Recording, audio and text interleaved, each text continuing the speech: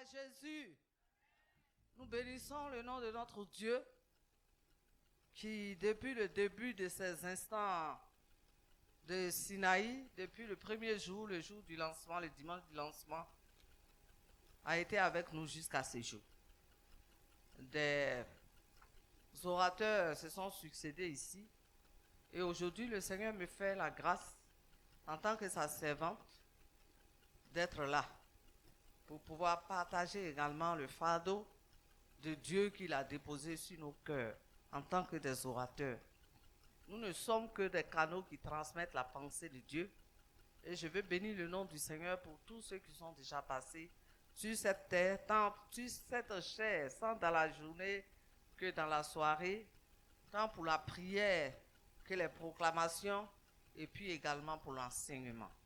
Que le nom du Seigneur soit béni, car nous avons été vraiment enrichis. Et ce soir encore, le Seigneur voudrait que nous puissions pousser encore un peu plus loin ce qu'il voudrait que nous puissions savoir. À lui seul soit toute la gloire. Je remercie l'homme de Dieu, le docteur Bangouré, qui nous a fait confiance et nous a donné sa chair et son micro. Que le Saint-Esprit prenne la place et que nous puissions nous éclipser. À lui seul soit toute la gloire. Le thème général de ce Sinaï, saison 1, si je peux m'exprimer ainsi, parce que la saison 2 va venir après. Donc, le thème général de ce Sinaï, c'est « Lève-toi, perce la muraille », selon les références bibliques d'Ézéchiel 8, chapitre 8, à partir du verset 7 jusqu'à 12. Et ce soir, pour ma part, le sous-thème que le Seigneur a mis sur mon cœur, c'est le trou dans la muraille. Et sans plus tarder, nous allons donc faire une lecture toujours dans le livre d'Ézéchiel. Et si on peut se tenir debout avec votre permission, comme on a l'habitude dans cette église. Ézéchiel chapitre 8, le verset 7 à 13 nous dit ceci. Et il me conduisit à l'entrée du parvis. Je regardai et voici, il y avait un trou dans le mur. Il me dit, fils de l'homme, perce la muraille. Je perçai la muraille et voici, il y avait une porte. Et il me dit, entre et vois les méchantes abominations qu'ils commettent ici. J'entrai et je regardai et voici, il y avait toutes sortes de figures, de reptiles et de bêtes abominables. Et toutes les idoles de la maison d'Israël peintes sur la muraille tout autour. 70 hommes, des anciens de la maison d'Israël, se tenaient devant elle.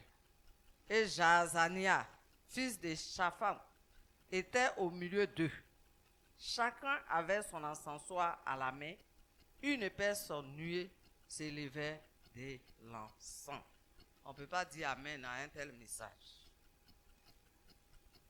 Et il me dit, fils de l'homme, vois-tu ce que font dans les ténèbres les anciens de la maison d'Israël, chacun dans sa chambre, pleine de figures, car ils disent, l'Éternel ne nous voit pas. L'Éternel a abandonné le pays. Et il me dit, tu verras encore d'autres grandes abominations qu'ils commettent. Alléluia. Le Dieu de la révélation a parlé. Donc, Ézéchiel, le dernier verset, c'est le verset 14. Il dit, et il me conduisit à l'entrée de la porte de la maison de l'Éternel, du côté du septentrion, et voici, il y avait là des femmes AOC assises qui pleuraient Tammuz. Dis, il ne s'agit pas de moi. Que le Seigneur nous bénisse. Vous pouvez vous asseoir, peuple de Dieu. Il faut dire que Ézéchiel vivait une période difficile avec le peuple de Dieu pendant ce temps où l'histoire nous est relatée. Le peuple de Dieu avait péché contre Dieu après plusieurs avertissements du prophète Ézéchiel. Ils n'ont pas cédé, ils ont continué Et ce qui devait arriver arriva. Dieu les a livrés entre les mains du peuple babylonien qui allait les prendre en otage comme des esclaves. Et le peuple était en exil. Et c'est pendant ces temps d'exil-là que Dieu va se révéler à Ézéchiel pour pouvoir lui montrer les choses qui se passaient dans la maison de Dieu alors qu'Ézéchiel portait le fardeau du peuple de Dieu. Quand on est en exil, c'est pour un temps. Et Dieu avait fixé ce temps-là. Et on soupirait tous après le retour de l'exil. Mais voilà que Ézéchiel, dans une vision qu'on appelle l'extase, va être transporté à Jérusalem pendant qu'il était là-bas en exil. Et c'est comme ça que Dieu va lui révéler les choses cachées sur la vie du peuple. Donc voici un peu situé le contexte dans lequel l'histoire qui nous a été relatée se situe. Donc Ézéchiel qui signifie Dieu, celui que Dieu fortifie ou Dieu est ma force. Ce soir, je voudrais que Dieu puisse fortifier son peuple et que Dieu soit la force de son peuple. Sans Dieu, sans sa force, nous ne pouvons rien faire. Donc il faut dire que le chapitre 8 du livre d'Ézéchiel nous parle d'une vision que Dieu lui donna pendant que le peuple était en exil à Babylone, comme je l'ai dit.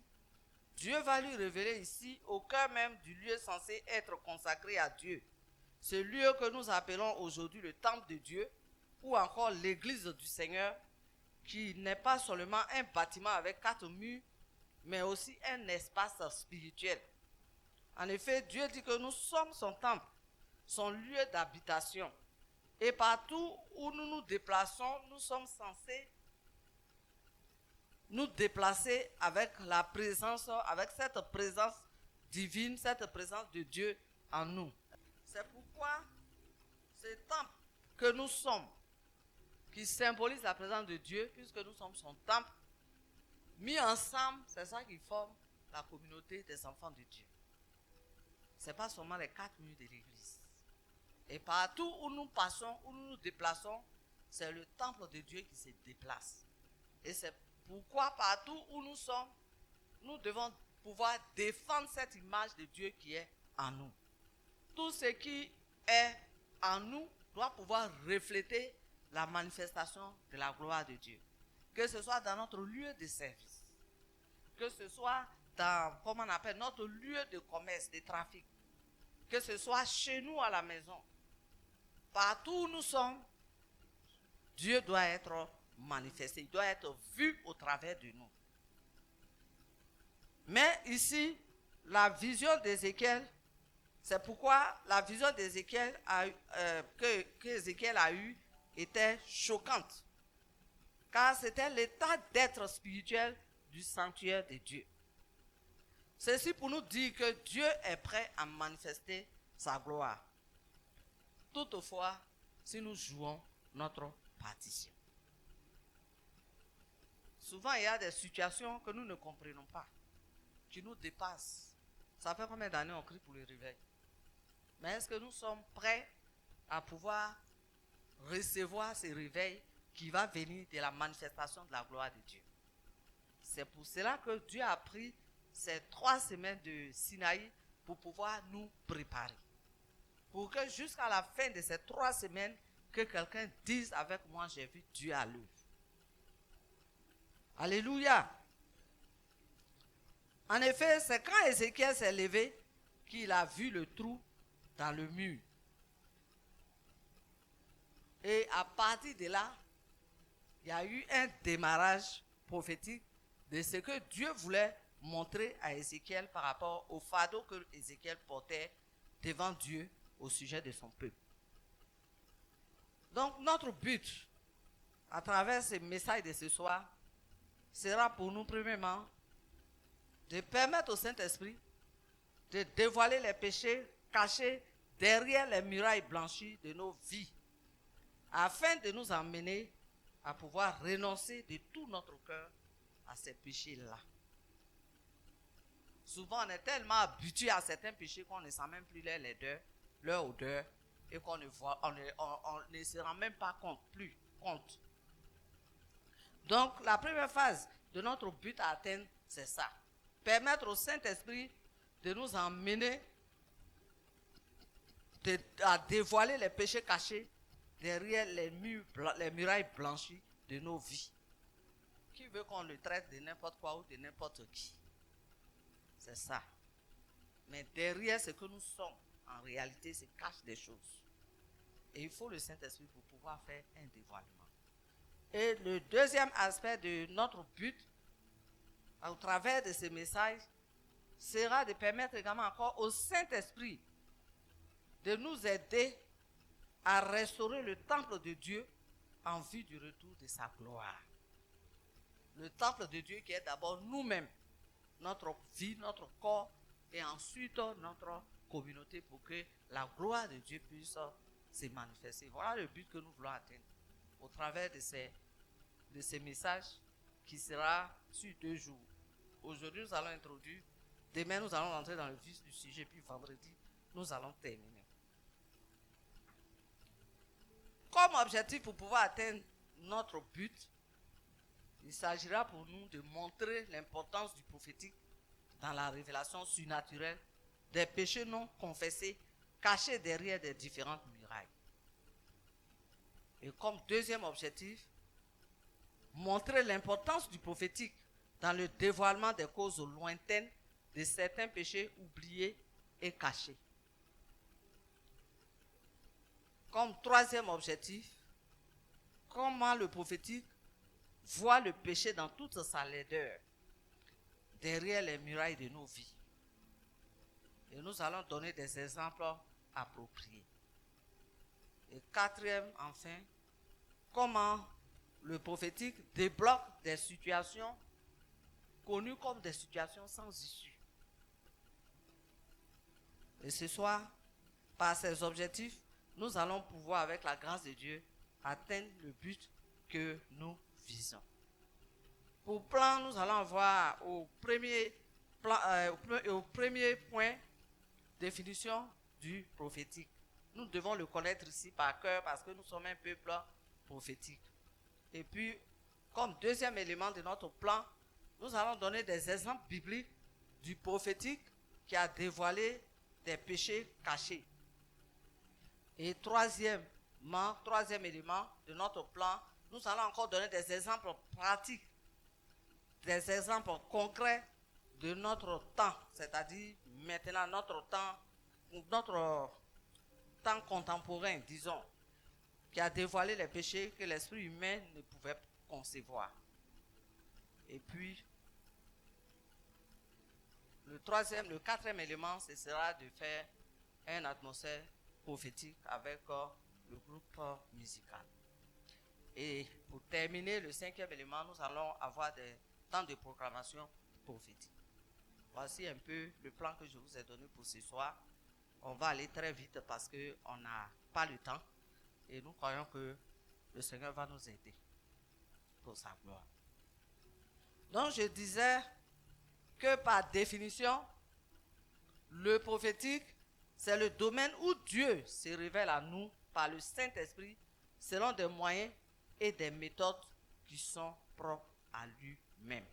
Et je disais qu'à Kabod, nous devons connaître la définition du prophétique par cœur. Parce que nous sommes un peuple prophétique.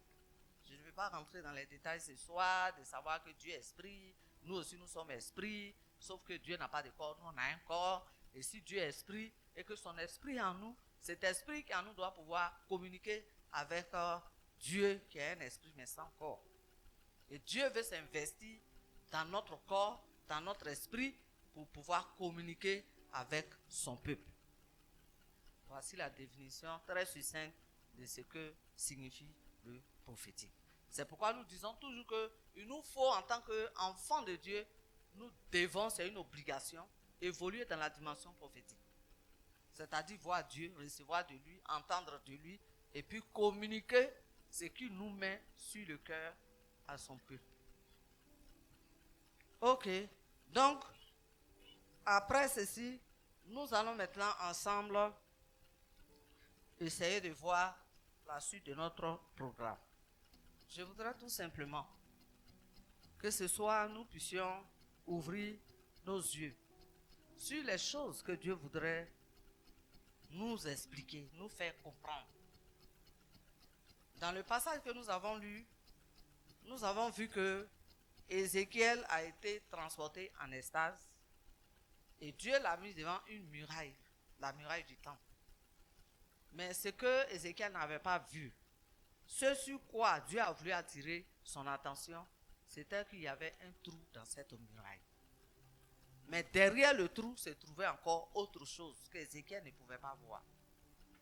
Non seulement il a fallu Dieu lui-même pour lui montrer qu'il y avait un trou dans la muraille. Je vais dire à quelqu'un certainement la situation que tu traverses. Tu as besoin de pouvoir entrevoir quelque chose à travers un trou que Dieu peut te montrer. Vous savez que dans un trou, on ne peut pas regarder avec ses deux yeux. Dans un trou, on ne peut que regarder avec un œil. Et donc, en regardant avec un œil, Ézéchiel ne pouvait pas cerner ce qui pouvait se cacher derrière le trou, ce sur quoi Dieu était en train d'attirer son attention.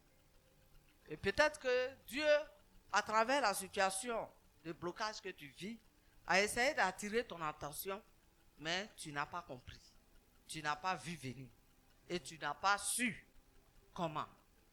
C'est parce que souvent nous ne voyons pas le trou dans la situation que nous vivons, que nous courons les prophètes. Mais ce soir, et pendant cette semaine spirituelle, le but de l'homme de Dieu, c'est que chacun soit son prophète. Que Dieu puisse parler à chacun d'entre nous. Même si ce n'est pas dans la même dimension, il y a des prophètes qui sont plus expérimentés que d'autres parce qu'ils ont commencé un peu plus tôt. Mais ça ne veut pas dire qu'ils ont un esprit supérieur. Parce que c'est en travaillant pour Dieu que l'onction se bonifie. Donc quand tu vas commencer tout doucement, déjà à pouvoir percevoir le trou que Dieu veut que tu puisses voir, si c'est dans la situation de ta famille, si c'est dans ta propre situation, si c'est dans ta situation professionnelle, si c'est dans la situation de tes enfants, si c'est dans la situation même de l'église, des choses que tu ne comprends pas, Dieu veut attirer ton attention. Et c'est pourquoi la bonne main de Dieu, comme Ézéchiel le dit, était sur Ézéchiel et il l'a enlevé en esprit pour l'envoyer depuis Babylone devant le temple de Jérusalem pour lui montrer des choses. Et donc ce soir, qu'est-ce que ce trou peut bien signifier pour nous? C'est pourquoi le thème que l'homme de Dieu m'a demandé, c'était l'analyse prophétique du trou dans la muraille. Je pense que ce trou dans la muraille, c'est le prophétique tout simplement. Si tu n'es pas dans le prophétique, il y a des choses que tu ne peux pas comprendre. Il y a des choses que tu ne peux pas voir. Il y a des choses que tu ne peux pas percevoir. Et c'est pourquoi ici, nous prêchons sur le prophétique. Avant d'en arriver là, on était comme tout le monde, on était comme toutes les églises. On était dans une vie religieuse normale. On connaissait le Saint-Esprit d'une manière. Mais on avait besoin de découvrir le Saint-Esprit dans une autre dimension. Et pour y parvenir, Dieu, il lui a fallu le temps pour nous faire passer par des étapes. Pour qu'aujourd'hui, nous soyons dans ce qu'on appelle la dimension prophétique. Et nous ne pouvons pas être établis sur un peuple qui n'est pas dans la dimension prophétique. Parmi vous, beaucoup ont des révélations. Souvent même, d'autres viennent me voir à la madre. Des fois même, ils ont des révélations sur moi-même. Des fois, ils ont des révélations sur le padre. Des fois, ils ont des révélations sur nos enfants, même sur nos petits-enfants. Et ils viennent nous voir. Et quand ils viennent nous voir, on ne balaye pas ça du revers de la main. Parce que si Dieu a parlé au petit Samuel, qui était couché dans le temple, ça veut dire qu'un chrétien, il peut même être bébé spirituel et puis Dieu va lui parler. Aussi, n'oubliez pas que Dieu a parlé aussi à l'âne de Balaam. Dieu a parlé aussi à Abimelech qui était un roi païen. Donc nous disons que ce trou dans le mur, dans la muraille, dont le livre d'Ézéchiel nous parle, c'est tout simplement le prophétique. Dieu voudrait nous faire fonctionner à travers le prophétique pour pouvoir nous révéler de grandes choses. pour ne plus qu'on court ça et là. Pour que quand on a des expériences prophétiques, puisque le prophétique, c'est la dimension où Dieu se révèle à nous par ses propres moyens. Ça peut être par des songes, ça peut être par des visions, ça peut être en extase, ça peut être par des intuitions. Et ici, Ézéchiel, c'était l'extase. Ce n'est pas le lieu où les gens disent qu'ils sortent de leur corps et puis ils s'en vont opérer quelque part. Non, c'est l'Esprit de Dieu qui te transporte pour un but bien précis. Et c'est ce que Ézéchiel a expérimenté. Et nous pouvons aussi l'expérimenter. Ce n'est pas de la sorcellerie, ce n'est pas des pratiques mystiques, même si le diable donne aussi ses pouvoirs à ses démons et à ses suiveurs pour pouvoir opérer dans le surnaturel de façon mystique. Ce n'est pas de cela qu'il s'agit ici. Il s'agit tout simplement de découvrir par le prophétique les choses qui sont cachées. Donc quand Ézéchiel a découvert, comme Dieu voulait, il l'a emmené là où il fallait. Tout à l'heure, nous allons prier. Pour que Seigneur, peut-être que je ne suis pas à la place où je suis. C'est pourquoi je ne peux pas voir le trou dans la muraille des difficultés que je peux traverser. Dans la muraille du péché qui me tient captif depuis des années. Dans la muraille des perpétuels recommencements dont est victime ma famille. Dans la muraille des situations que vivent mes enfants. Il faut que le Saint-Esprit nous aide dans cette communication pour pouvoir découvrir le trou que Dieu a montré à Ézéchiel. Et s'il nous aide, si nous sommes sincères ce soir, que nous mettons notre cœur devant le Seigneur. Seigneur, je sais que la Madre, tu peux lui révéler des choses, mais moi-même aussi, je suis ton enfant, j'ai le Saint-Esprit en moi, j'ai l'Esprit de Dieu en moi, tu peux me révéler les choses cachées. Maintenant, si Dieu te révèle les choses cachées, que tu ne comprends pas, que tu ne sais pas, c'est de ton droit de pouvoir lui poser des questions. Alléluia. Est-ce que quelqu'un m'entend ce soir? Donc, ce que le prophétique n'est pas, nous allons voir ça d'abord avant de passer à des exemples pratiques et concrets par rapport à la Bible et par rapport à notre vie de tous les jours. D'abord, quand tu veux évoluer dans le prophétique, il faut savoir que le prophétique ne repose pas sur l'intelligence humaine. C'est-à-dire, non, je suis tellement sage, moi je suis tellement intelligent que forcé, je sais que Dieu peut communiquer avec moi dans le prophétique et me révéler des choses cachées. Non. Ça ne repose pas sur ton intelligence humaine. La preuve souvent, quand tu reçois une pensée prophétique, elle jaillit dans ton esprit ou bien dans ton cœur. Souvent, mais ça n'a aucun lien. C'est-à-dire, c'est comme un cheveu dans la soupe que tu reçois. Et puis tu te demandes, mais comment est-ce possible? Quand tu commences à te poser des questions, c'est pas mauvais. Mais quand tu commences à douter, à avoir l'incrédulité, c'est ça maintenant qui devient péché. Et ça attriste le Saint-Esprit. Et puis il se tait, il se retire. Le Saint-Esprit n'aime pas qu'on conteste ce qu'il nous révèle. Parce que c'est lui qui sait les choses que nous ne savons pas. Et nous sommes appelés à pouvoir découvrir ces choses-là. Des fois même le Seigneur va te révéler, tu es en train de prier pour un sujet de prière qui te tient à cœur, il laisse ça, et puis il te révèle quelque chose caché dans la vie d'un frère ou bien d'une soeur, soit un danger qui le menace, ou bien qu'elle a un problème qui arrive et qu'il la guette, une situation bizarre. Mais toi, mets ton problème là, tu te dis, mais Seigneur, qu'est-ce qui se passe? Le trou dans la muraille. Dieu veut creuser, il veut te montrer qu'il a déjà apprêté un trou dans la muraille. Et c'est seulement à partir de la découverte de ce trou-là que tu vas pouvoir découvrir la pensée de Dieu. Ou bien découvrir ce que Dieu voudrait que tu saches. Ce n'est pas par l'intelligence humaine. Ce n'est pas le prophétique non plus, n'est pas les émotions. Vraiment, c'est trop fort, c'est trop fort.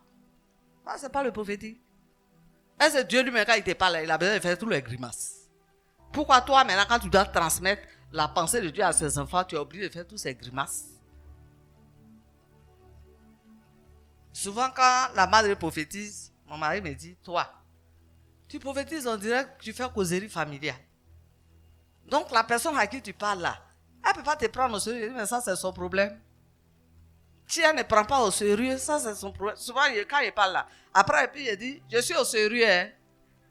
Ce que j'ai reçu, puis ce que je t'ai dit là, ça vient de Dieu. Hein. Si tu as joué à ça là, moi, j'ai fait ma part.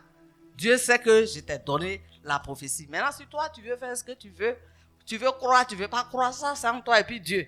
Et puis, on est quitte. C'est si je ne te dis pas, peu importe la manière, tu as dit demain, mais la madre, tu n'as pas insisté. Tu n'as pas dit que c'était grave.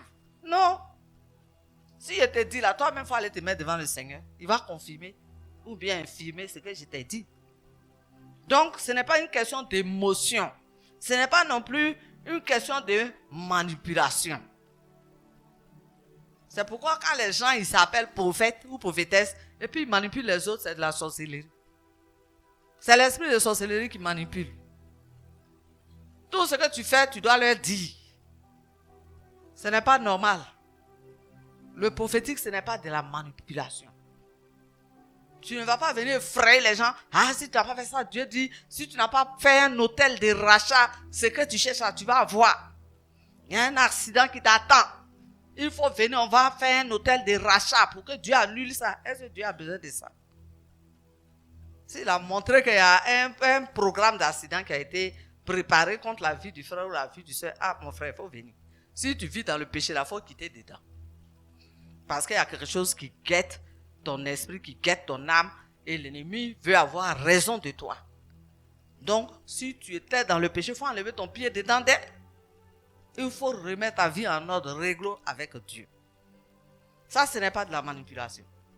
C'est dire la vérité selon que Dieu t'a donné la pensée prophétique. Des fois, même moi, Dieu me donne une pensée pour quelqu'un, et puis soit en train de faire autre chose, ou même occupé de quelque chose d'autre, je peux oublier la pensée. Et puis des fois, quand je me réveille, la personne m'appelle. Comme si Dieu lui a dit de m'appeler. Et puis il dit, ah, mais tu m'as appelé là. J'ai eu quelque chose sur toi cette nuit, mais je devais t'appeler, mais ça m'est sorti de la tête. Et puis net, tu m'appelles. Ça veut dire que la chose vient de Dieu. Et puis je partage la pensée de Dieu avec cette personne. Ça, ce n'est pas de la manipulation. La nature du prophétique révèle et dévoile ce qui est caché à l'esprit humain. Voilà sa nature, voilà son rôle. La parole de Dieu nous dit que les choses cachées appartiennent à l'Éternel. Les choses révélées sont aux enfants, sont aux hommes et à leurs enfants. C'est pourquoi des fois quand tu viens t'asseoir devant un homme de Dieu, si tu dois dire la vérité, il faut dire la vérité dans son entièreté. On a vu ici l'exemple de celui qui est venu courant, j'ai volé une corde, je vais me confesser. Mais ce qui était au bout de la corde, tu n'as pas dit. Une fois, j'ai prié pour une soeur qui cherchait un enfant. Et puis, ça faisait plusieurs années. Je prie pour elle. Et puis après, le Seigneur me montre qu'elle a un retard. Je lui annonce ça. On était toutes les deux heureuses. Je ne sais pas combien de semaines, la grossesse tombe. J'étais malheureuse, j'étais triste. J'ai dit, mais Seigneur, pourquoi? Pourquoi la grossesse est passée? Et il dit, mais il y a comme une malédiction sur elle. Elle ne t'a pas dit tout. Et c'est à cause de cette malédiction, comme épée de Damoclès là, que la grossesse est passée. Et si elle ne te dit pas la vérité, elle ne se confesse pas. Je dis, ah, elle s'était retrouvée dans une parole de connaissance qui disait que tu es une femme mariée et puis tu as fait un avortement volontaire.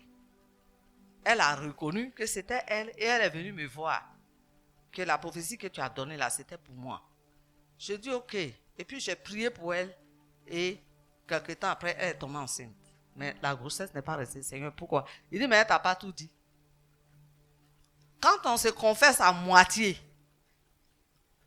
ça a toujours des conséquences. C'est comme même si tu ne t'es pas confessé.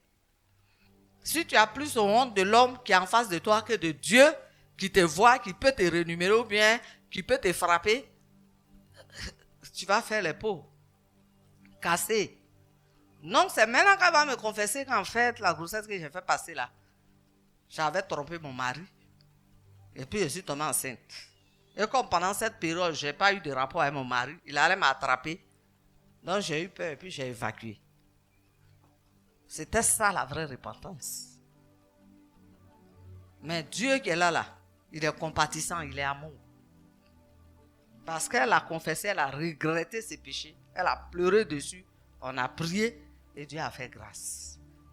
Et elle est tombée encore enceinte. Et cette fois-ci, l'enfant est resté. Vous comprenez? Vous qui êtes assis sur des choses que vous n'avez pas confessées entièrement. Parce que vous avez honte, ou bien vous avez peur, ou bien vous vivez dans la crainte, ou bien vous trouvez que, comme il y a longtemps c'est passé là, c'est à cause de ça. On dirait que je suis en train d'entrer déjà dans les exemples pratiques, concrets. Vous connaissez un peu l'histoire de David, pour parler bibliquement parlant. David avait commis son péché avec la femme d'Uri qui n'était qu'une victime, puisqu'il était roi. Il avait droit de vie et de mort sur sa population à cette époque-là. Donc il a convoité la femme de son soldat et il est sorti avec, il allait la faire chercher, il est sorti avec elle. Quand elle lui a dit qu'elle était enceinte, son mari était sur le terrain de guerre, il ne pouvait pas enceinter sa femme. Il a monté tout un scénario pour qu'il puisse coucher avec sa femme pour qu'on dise que la grossesse c'est pour lui. Dieu a fait avorter ce scénario. Uri n'est pas monté dans sa chambre pour dormir. Et donc il a vu que, en tout cas ça allait mentir sur lui, on allait découvrir son péché et il a fait exécuter le mari de la dame et il a pris la femme maintenant, après son veuvage, pour en faire sa femme. Dieu était où? Il y avait un prophète qui parlait à David. Mais David n'a pas eu le courage de confesser son péché au prophète. Je dis que la gloire de Dieu doit descendre et doit se manifester avec Kabod. C'est pourquoi si tu as vécu dans des choses, ou bien si présentement tu vis dans des choses bizarres là, il ne faut pas avoir honte de quelqu'un. Il y va de ta destinée, il y va de ta vie. Parce que cette gloire-là va se manifester pour d'autres positivement, mais pour d'autres aussi négativement. C'est pourquoi nous devons nous préparer pour pouvoir accueillir cette gloire. Et donc, David était là. L'enfant est né, il est beau, il grandit, il est plein de vie. Et puis un matin, le prophète Nathan, qui était son conseiller, fait son entrée chez David. Dieu a montré la vie de David comme un film à Nathan. Des fois, vous faites des choses, la mère de ne voit pas où. Là, c'est moi qui ai besoin de voir tout. Si je vais voir tout, ma tête va exploser. Padre aussi n'a pas besoin de voir tout, il se préoccupe du fardeau de l'œuvre. Mais c'est ce que Dieu veut qu'on sache là, qu'il nous montre. Les choses révélées là, ça c'est pour les hommes et les enfants. C'est les choses cachées que Dieu lui-même il révèle. Si toi-même tu sais que ce que tu as fait là, c'est pas bon. Selon moi, c'est même pas caché, c'est déjà révélé. Grossesse, quand l'enfant est sorti dedans. Et tu as pris la femme, la bonne femme, tu as masqué tout ça là, tu as maquillé. Donc, par le prophétique, Nathan va venir exposer la laideur, la méchanceté de David et la laideur de son péché. Il va lui donner une histoire à dormir debout. Il dit il y avait un homme riche qui avait beaucoup de brebis dans sa cour, dans sa bergerie. Et puis il y avait un homme pauvre qui n'avait qu'une seule brebis. Il prenait soin. Il la faisait dormir même sur son sein. Tellement il aimait son brebis, elle était toute son espérance, sa richesse. Et ça faisait sa fierté. Mais l'homme riche a vu chez lui venir un visiteur, un étranger. Il n'a pas voulu toucher à aucune de ses brebis. Il allait prendre l'unique brebis de l'homme pauvre. Il a égorgé, il a fait un festin pour son visiteur. David dit ça pour l'ail. Comment est-ce possible? Comment quelqu'un peut être aussi mauvais et méchant dans ce royaume que moi je gère? Cet homme-là, il mérite la mort. David avait le pouvoir d'exécuter cet homme. Nathan n'avait pas encore fini. Il dit, mais roi David, tu es cet homme-là. Et c'est maintenant, il va détailler. Est-ce qu'on peut trouver des vrais prophètes aujourd'hui qui peuvent dire en face la vérité à certains rois, à certaines figures d'autorité? Ah, souvent c'est pas facile. Jean-Baptiste a dit la vérité là.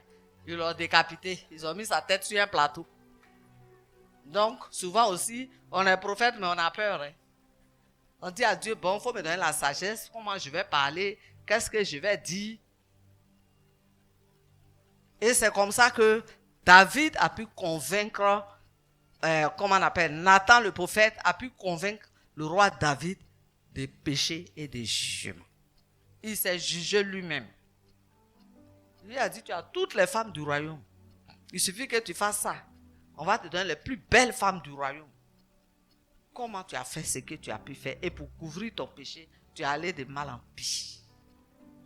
Peut-être que toi aussi, pour couvrir ton péché d'impudicité ou d'adultère, de fornication, tu as commis encore d'autres péchés plus graves. C'est-à-dire le meurtre par l'avortement. Et tu n'as pas confessé, tu es assis dessus. Mon but ce soir, ce n'est pas de te juger. C'est de te donner une seconde chance. Parce que Dieu est le Dieu de la seconde chance. Il faut que tu saisisses ce soir cette pêche du trou dans la muraille. Pour que Dieu puisse te pardonner et te repositionner. Une fois, il a croisé quelqu'un qui vivait mal. Et puis vraiment, vu sa position dans l'église, et puis la vie qu'il menait là. Mais il avait l'argent, il était riche. Et puis un jour, il me dit, servant de Dieu, moi, je ne comprends pas. Plus je pêche là, Dieu me bénit. Mes chiffres d'affaires même explosent à l'heure où je te parle. Ça ne fait que m'appeler seulement pour me donner des marchés. Pourtant, je ne vis pas bien, je suis dans le péché. Vous savez ce que je lui ai répondu? Je lui ai dit que la grâce de Dieu a ses limites.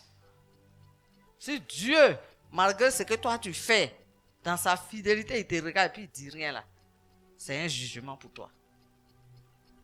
Il faut que tu te ressaisisses.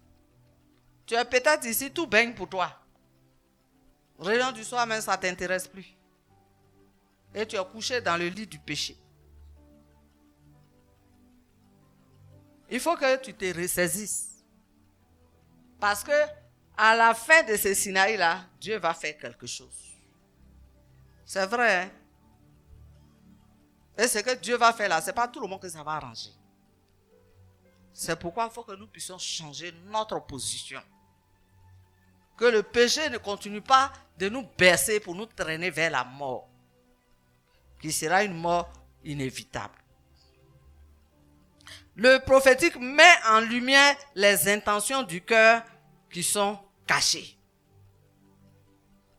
Le prophétique met en lumière les intentions. C'est-à-dire que tu n'as même pas encore fait le péché. Mais tu veux faire. J'étais allé en France et puis j'ai donné une parole de connaissance. En fait, il y avait une jeune fille qui avait, comment on appelle ça? Qui avait eu des rapports, elle ne vivait pas sainement. Elle avait eu des rapports avec un homme. Et puis, l'homme l'a menacée, je crois, comme il est marié, des trucs comme ça. Et il lui a donné ordre d'avorter, la grossesse, tout ça là. Et puis, elle s'est fait avorter. Maintenant, après, ses amis, son entourage qui lui dit, mais toi, tu es bête, hein? Ça là que tu as eu des blancs là, tu ne peux pas garder ça. Ça, c'est ton âme contre lui pour faire chantage. Tout ce que tu voudras là, il va te donner. Tu as un bébé français. Même les tribunaux français vont te protéger. Et puis carrément, toi, tu t'as enlevé ça. Et puis elle est restée, elle dit c'est vrai, elle a commencé à regretter. Et comme le monsieur avait vu ça, il s'est dit, ça c'est un terrain un peu dangereux, attends, je vais m'éloigner un peu. Donc elle est venue au culte, pendant qu'on adore Dieu et il y a un temps prophétique qui passe, et la parole de connaissance sort. Premier pas qu'elle a posé là, elle n'est pas satisfaite, elle dit cette fois-ci là, je vais attendre ma période, et puis je vais aller, il va m'enceinter, je disparais mais je ne lui dis pas. Après maintenant, parce que c'est comme ça, ils font là-bas. Hein. Après maintenant, je viens me pointer avec le bébé pour dire que c'est son enfant. S'il ne veut pas, les tribunaux vont faire le test d'ADN et il est contraint à prendre soin de moi et de l'enfant. Moi, je ne savais pas. Je viens et puis le Saint-Esprit me révèle. Et je donne la parole de connaissance. Elle a eu le courage, après le culte, de venir me voir pour dire que, voici mes intentions que le Seigneur a mis en nu. Et qu'il faut prier pour moi je crois que c'est Dieu qui m'a arrêté et je ne dois pas faire ça. Souvent, le Seigneur voit que l'intention que tu as là, ça va t'entraîner à la mort. Le fait même de mûrir ça dans ton cœur, Jésus dit quoi? Quand tu regardes une femme que tu la convoites dans ton cœur, tu as déjà commis l'adultère avec elle. Ça, c'est intention. L'intention, l'adage dit, vaut l'acte. Donc, le prophétique met en lumière les intentions du cœur qui sont cachées. Je vous ai parlé de la petite fille bossue qui était venue à un mariage. Moi aussi, je suis venu au mariage comme tout le monde. Et comme Saint-Esprit, quand il trouve Cano qui est disposé, il ne joue pas à ça. C'était deux vies qui étaient en jeu. Et il va me révéler également l'intention. Et cette jeune fille, à cause de ses parents, elle devait se faire avorter la semaine qui allait suivre le mariage. Et le Seigneur a dévoilé. Elle est venue pleurer. Elle acabou de la prise en charge. Et ses parents disent que où elle est là. Sa vie est entre vos mains. Nous, on connaît notre enfant, mais ce qui est dans son ventre là, nous, on ne connaît pas. Donc, on préfère retirer ça et puis récupérer notre enfant, même si elle est bossue. Et Dieu est intervenu par cette parole de connaissance prophétique et sa vie a été sauvée et l'enfant a été sauvé. Elle m'a amené un joli petit garçon clair de 7 ans. Il s'appelle Ézéchiel.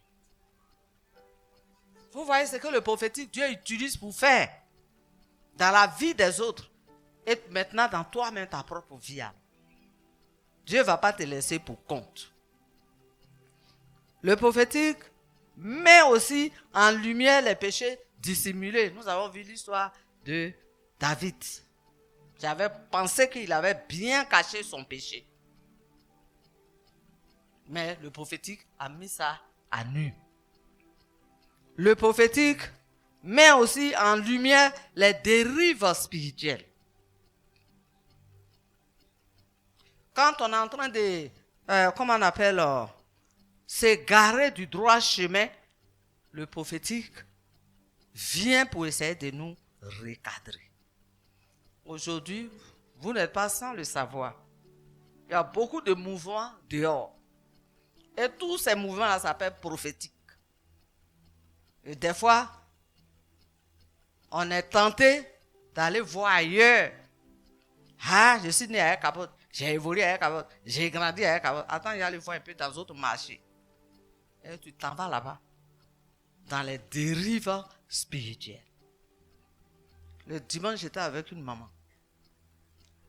Quand elle m'a raconté son histoire, moi-même, je me demandais si c'est la même. Ce qu'elle dit la même, c'est la vérité. Quelqu'un va t'escroquer, tu es bête ou bien, jusqu'à 50 millions.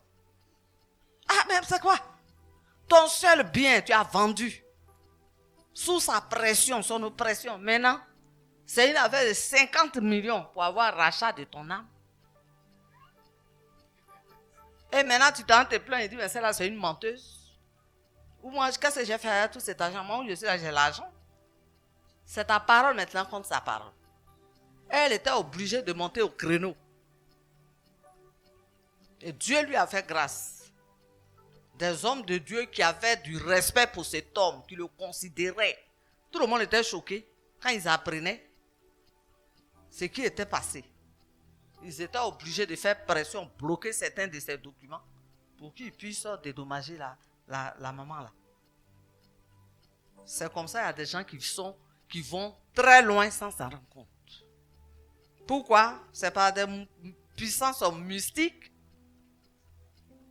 qui te prennent en otage, qui t'apprivoisent.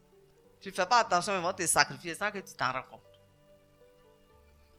Que cela ne soit pas ta portion, elle capote. Le prophétique également perce les murailles de l'apparence pour exposer la réalité spirituelle au grand jour. Une fois, il y a un monsieur qui m'a envoyé sa fille qui était un peu folle. Pas folle, mais elle avait des esprits derrière elle. Quand elle rentre dans une salle pour composer, en même temps, ça la prend. Elle voit bizarre et puis elle rentre en transe. Héritage de sa grand-mère qui lançait courir. Et voilà qu'il vient me voir ici. Et moi aussi, mon cœur de mère la saigne. J'ai dit, ok, je vais l'appeler par téléphone, on va communiquer. Dès qu'elle a commencé à parler à la petite fille, elle a commencé à chasser des démons. Elle est sortie nue de sa chambre, de cité, elle a commencé à traverser la route. Et heureusement qu'elle n'était pas seule. Sa camarade catholique était venue la voir, les deux étaient dans la chambre en train de causer. Quand mon téléphone, elle a pris.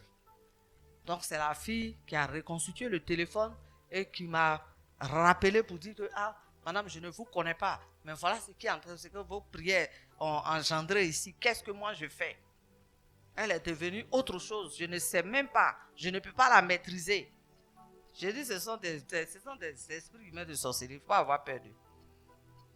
Va où elle est là, et puis intime-lui l'ordre de retourner au nom de Jésus, de te suivre.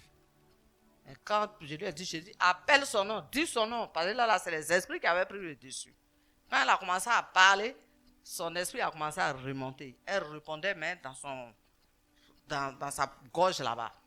Et la fille, je lui dictais ce qu'elle devait dire, et puis avec autorité, elle a obéi à sa camarade comme un enfant, et ils sont retournés dans la chambre. Et maintenant, j'ai arrêté la délivrance.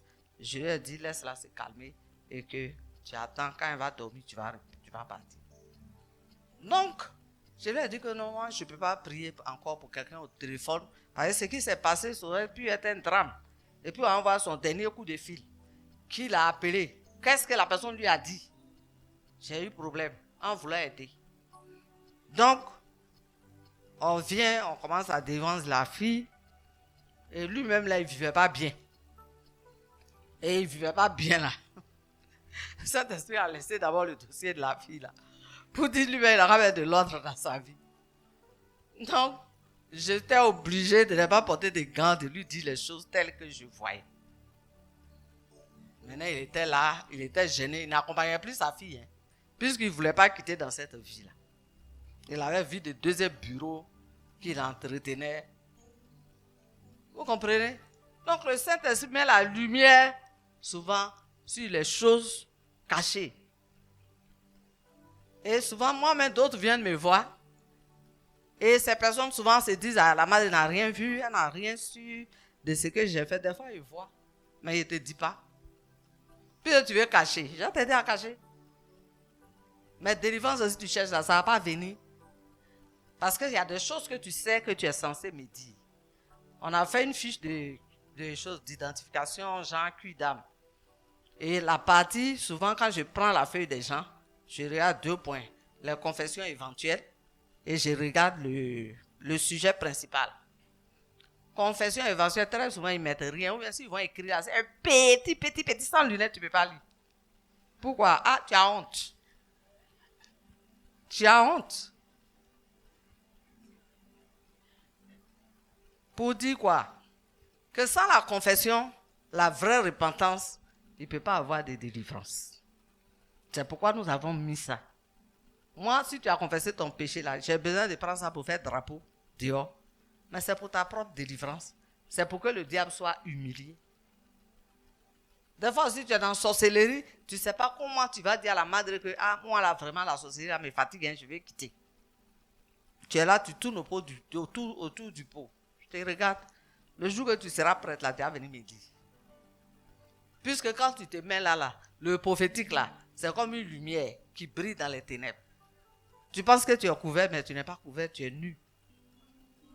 Il te montre ton état. Pourquoi il scanne tes organes pour te dire que non, il y a tel, soit ton estomac a un problème, soit tes intestins, gros intestins, il y a une colopathie, soit dans ta vessie là, on dirait qu'il y a des calculs, ceci, cela, toutes les maladies que le scanner voit là. C'est la même chose. L'état de ton âme aussi. Des fois, je suis triste pour toi parce que tu ne te tiens pas dans la vérité. Donc, si tu ne veux pas te confesser là, tu n'es pas obligé de venir prier. Garde ta plaie et puis elle n'a qu'à pourrir sur toi. L'odeur là, quand ça va prendre partout, alors tu vas voir s'il y a besoin de pouvoir te repentir ou bien d'en séparer. Gloire à Dieu. Quand on parle du péché là, on est trop calme. Parce que chacun regarde ses casseroles. Que le Seigneur nous aide. Parce que quand le réveil va éclater là, toutes ces casseroles sortent sales là. Toi seul, tu vas te lever comme si quelqu'un a mis feu sur toi. Oh, j'ai cherché le mari de ma soeur. J'ai fait ceci, j'ai fait ça. Ça, c'était en Guinée. Ah! tu sors avec le mari de ta grande soeur. On peut faire ça. Et moi, je suis partie là-bas pour faire prophétique. C'est dans ça, là, agitation. Et c'est maintenant elle-même qui a très confessé qu'elle sort avec le mari de sa soeur. Il y a une aussi là-bas qui commence à crier. Oui, j'ai pris paille de funérailles. J'ai pris paille de funérailles. Oui, Seigneur. Ils sont allés aux funérailles de sa tante. Oh, ils sont venus en Côte d'Ivoire ici, de la Guinée en Côte d'Ivoire. La bonne dame qui est décédée, elle était catho. Et maintenant, elle avait son pain religieux. Quand ils ont partagé tout, elle ne voulait pas prendre. Elle a fleuré un peu, il y a un combat spirituel. Donc, elle dit ça là, moi, les histoires comme ça, ce n'est pas point de contact, on est en train de chercher. Mais ce qui était Jésus et puis sa maman dedans là, elle a pris ça. Elle a cousu, elle a fait une belle robe avec ça. On n'a pas dit faire prophétique. Cet esprit dit tu as point de contact. Esprit de mort te suit. Moi, il ne la connaît pas. Elle a commencé à s'agiter là. Oh, c'est moi, j'ai pris pain. J'ai pris pain de funérailles. Après, elle est venue dans son témoignage. Parce qu'elle a confessé. On a prié pour elle. C'est dans l'ignorance. Souvent, Dieu dévoile des choses pour notre résurrection. Pour que notre statut puisse changer au plan spirituel. Je vous ai toujours dit ici qu'il y a des personnes qui sont bien habillées en veste, en cravate, tout ça, ils sont assis devant toi. Mais tu regardes leur âme est en train de se vautrer dans une boule noire. La boule noire là, c'est l'image du péché. Tu veux que je n'arrête de dire quoi? Donc des fois, je suis obligé de te demander, tu n'as rien à me dire. Si tu dis non, bon, j'essaie de te mettre un peu sur la voie, je dis, si tu ne veux pas faire trop de va-et-vient dans ta prière, là, s'il y a des choses cachées, il faut les dire, on va demander pardon. Et puis comme ça, quand on prie, là, les portes sont déjà ouvertes. Parce que ce qui arrive dans les visions, quand tu n'as pas confessé ton péché, là, le diable sait. D'ailleurs, même souvent, quand tu viens dans mon bureau, les esprits t'accompagnent. Arrivé là, ils savent si tu as tout dit ou si tu n'as pas dit. Celui que tu n'as pas dit pour lui, il sort et toi pour pas dire. Oui, c'est comme ça le comportement. C'est comme ça que je sais que tu n'as pas confessé. Esprit qui est venu là, si c'est mari de nuit, si c'est quoi, si c'est un sorcier qui te drague dehors là-bas et puis qui couche avec toi et puis qui te donne l'argent, pour ça tu ne veux pas dévoiler là. Quand tu viens là, le sorcier est derrière toi et puis il te suit, vous devez vous repartir. Tu as dit à moi ma prière là, j'ai vu la mandre mais vraiment bon. Depuis là ça dure, ça perdu. Ma chérie, il faut te revoir. C'est ça le trou dans la muraille. Dieu a montré le trou à Ézéchiel dans cette muraille-là. Mais il ne s'est pas arrêté là. Parce qu'il savait qu'avec l'œil, un seul œil là, Ézéchiel ne pouvait pas bien voir. Alors, il va entraîner Ézéchiel dans une autre dimension. Et cette dimension, c'est que Ézéchiel devait se lever, prendre ce qu'il veut pour parvenir à percer la muraille. Pour agrandir le trou, pour qu'il puisse mieux voir ce que Dieu veut qu'il voie. Peut-être que jusqu'à présent, tu vois un œil. Quand tu vois avec un œil dans un trou là, tu ne peux pas cerner tout. Et Dieu demande de ta part des efforts. Efforts de consécration. Efforts d'assiduité au culte. Efforts d'assiduité dans la prière, dans la recherche de la face de Dieu. Et ces efforts-là, Dieu lui-même veut te donner comme à Ézéchiel la force, celui que Dieu fortifie. Parce que la chair n'aime pas les choses de Dieu. Donc Dieu le sait. Mais il faut que tu commences quelque part. Quand tu vas commencer, alors Dieu même va te fortifier. Pour que tu puisses... Moi, j'ai vu souvent les ouvriers là travailler. Souvent, ce n'est pas facile. Hein? Casser béton pour faire passer tuyau. Tu les vois, ils transpirent quoi, leurs petits muscles, biceps, là, tout est sorti comme ça. Donc, c'est pour dire que pour que Dieu se révèle à nous, déjà, il a mis le trou à notre disposition. Pour nous montrer sa foi, sa bonne foi. C'est pourquoi le Saint-Esprit est venu. Maintenant, pour pouvoir entrer dans la dimension prophétique comme il se doit là, nous, on a besoin de faire des efforts. Quitter déjà le champ du péché. Sortir des ténèbres qui nous environnent, qui s'accaparent de nous très facilement. Pour chercher à tendre vers Dieu. Il voit nos efforts. Et lui, maintenant, il nous donne la force. Il dit du courage, ça va aller. Quand Ézéchiel a fini de percer la muraille, c'est maintenant que Dieu va lui montrer qu'il y a une porte dans la muraille, derrière la muraille. Dieu veut te montrer de grandes choses te concernant ta destinée, pour ne pas que tu puisses l'hypothéquer. Tu penses que si Joseph était ignorant de sa destinée là, il n'allait pas prendre soin de lui. Là où il est parti, il allait fâcher pour dire qu'on m'a vendu comme un animal. Je suis ici, je vais boire, je vais chercher femme, je vais faire ce que je veux. Mais quand il était plus jeune, Dieu lui a montré quelque chose. Et il sait que Dieu n'est pas menteur. Son élévation, sa grandeur. Toujours la main est en train de vous dire que je vois l'élévation sur ta destinée. Je vois que ton élévation a été activée. Vous pensez que je vous dis ça pour vos oreilles? Moi, où je suis, je ne sais pas faire plaisir à quelqu'un. Mais quand je dis là, c'est parce que j'ai vu. Et puis Dieu me dit de vous dire. Il y en a, ils n'ont pas cru. Jusqu'à ce qu'ils aillent là où Dieu veut les emmener. C'est maintenant qu'ils vont m'appeler. Il y a une que j'ai attachée avant-hier au téléphone. Elle m'appelle, ça finit pas. Elle dit, ma chère, il y a quoi? Il y a quoi? Elle dit, oui, en quelle année là? J'étais venue te voir. Je voulais aller en France. J'étais de prier pour moi. Tu as prié, tu dis que non.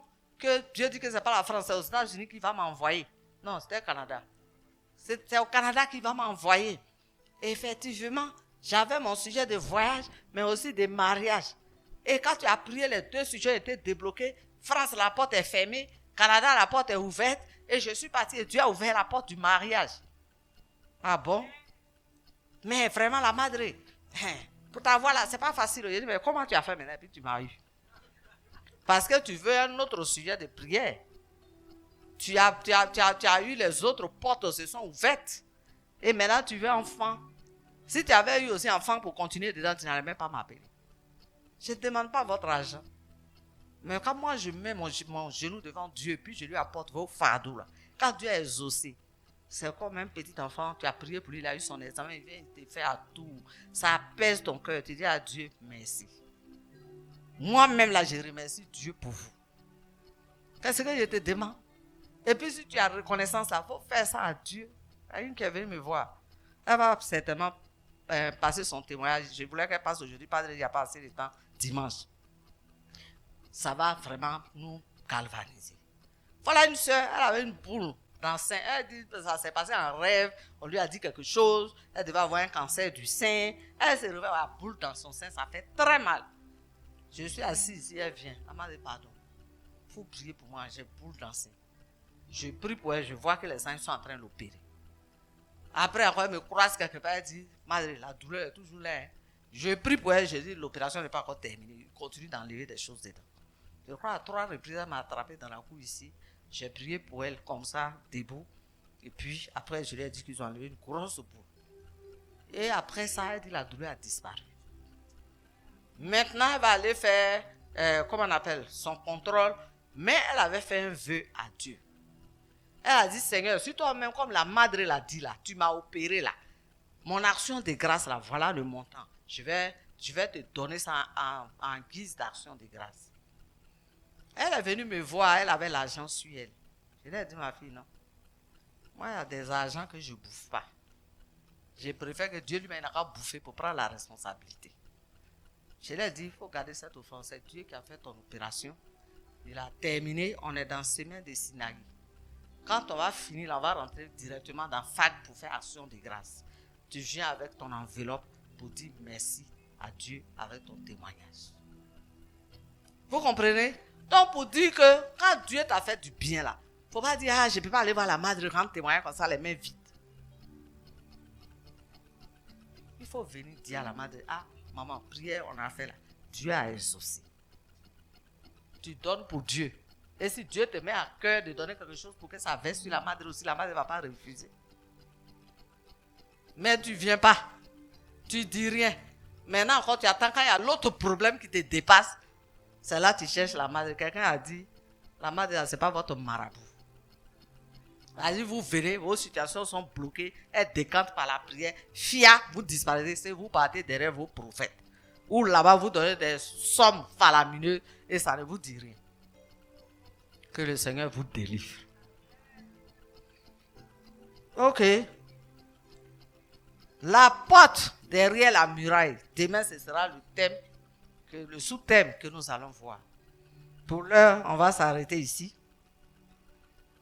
Pour que demain, nous puissions continuer avec la porte. C'est la signification de cette porte.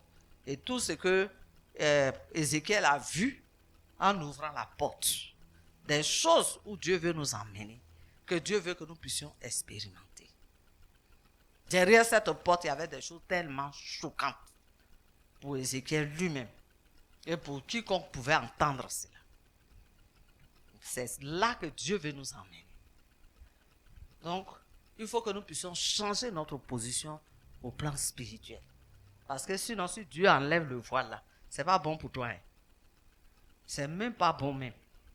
Dieu va te mettre dans des situations très inconfortables. Et c'est pas bon.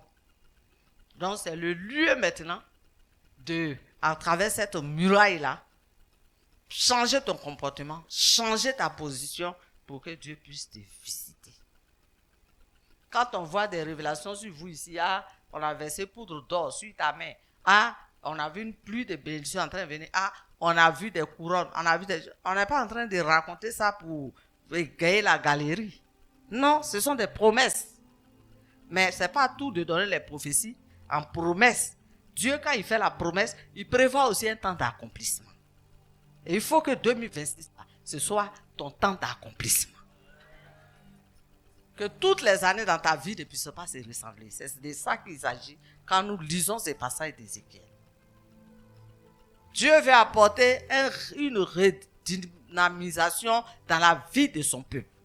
Mais cela passe par quelque part. Et c'est ce que nous sommes en train de voir. Et nous allons vivre ces choses-là en direct. Hier, l'homme de Dieu a rendu le témoignage ici de quelqu'un qui cachait, un responsable qui cachait Canary sous son lit. Moi, je n'étais pas émerveillé parce que je vois souvent plus que ça. On vit, on prend scène, on se bouscule et tout ça. Mais quand Dieu lève le voile sur la vie de quelqu'un, tu es là, mais puis tu te... Toi-même, tu as froid. Tu dis, Seigneur, lui aussi,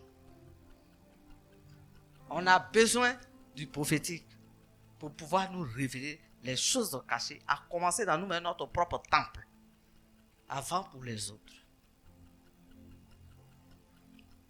Pour ne pas que l'ennemi puisse nous induire en erreur.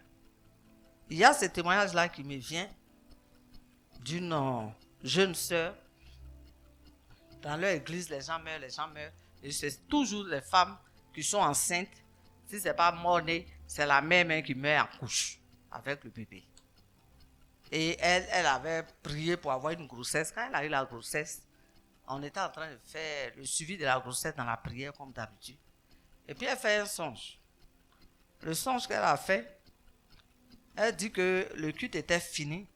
Et puis le berger principal lui aurait dit de monter dans son véhicule parce que son mari était parti en voyage avec leur voiture et il va l'accompagner chez elle. Donc elle monte dans la voiture et maintenant arrivée en route au bord d'un ravin, il sort de la voiture, il met la voiture en trompe et la voiture s'en va tomber avec elle dans le ravin. Et elle était tellement bouleversée quand elle s'est réveillée. Elle ne comprenait pas. Elle a dit à sa maman qui m'a mis en contact avec sa maman, elle a dit, ça là, il faut voir la servante de Dieu, chacun a son don. Et puis elle venait m'expliquer. Je lui ai dit, ton berger principal, là, l'ennemi veut te faire croire qu'il n'est pas bon, qu'il est mystique, pour que tu puisses quitter l'église. Mais en réalité, là, c'est un homme de Dieu, c'est un vrai serviteur de Dieu. Si la personne qui voulait te faire du mal, là, venait sous son vrai visage, tu n'allais pas accepter de monter dans la voiture. Donc il fallait prendre l'image du berger principal à qui tu as confiance, que tu considères comme un père. Là, tu as confiance et puis tu vas monter dans la voiture. Que c'était ça le scénario. Le berger n'est pas comme ça. Le trou dans la muraille. C'est aussi le discernement des esprits que Dieu donne. Et c'est de ça, demain, nous allons parler. Et nous avons prié. Et Dieu a révélé que le berger n'y était pour rien. Il y avait un kyste dans l'église là, c'était leur travail. On a démantelé ça.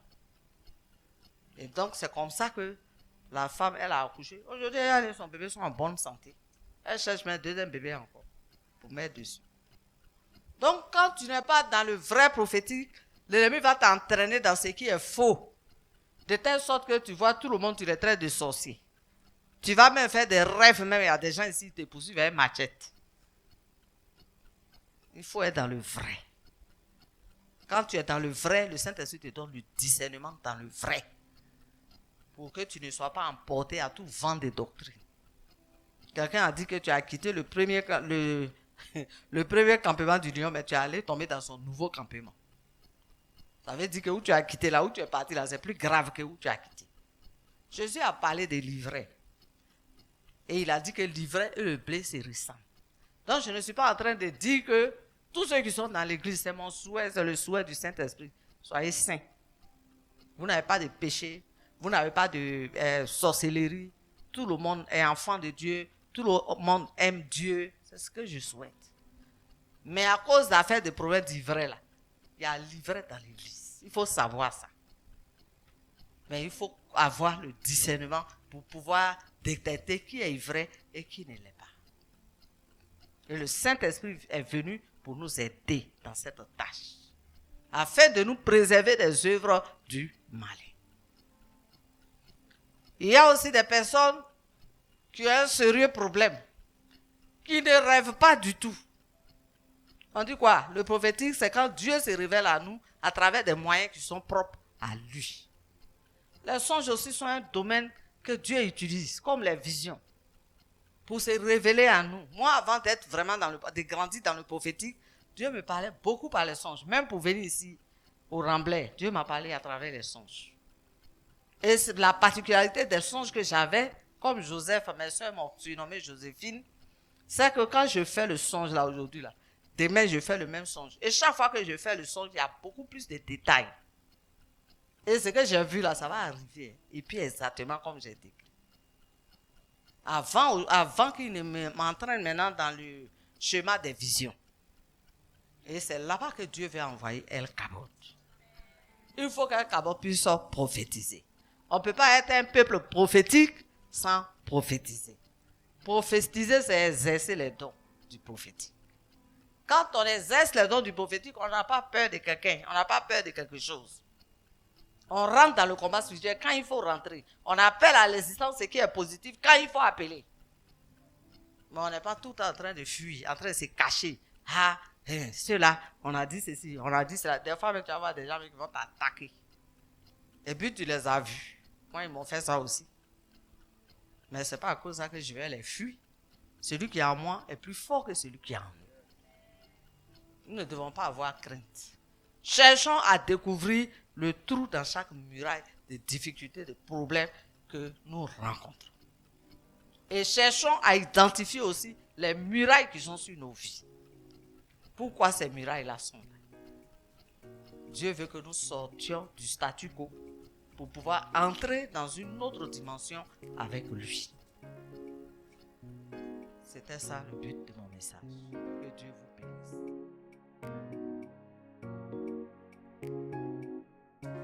Merci d'avoir été avec nous aujourd'hui. Si ce message vous a encouragé et fait du bien, n'hésitez pas à le partager autour de vous. On se retrouve très bientôt pour un nouveau moment autour de la parole. Restez connectés, restez bénis.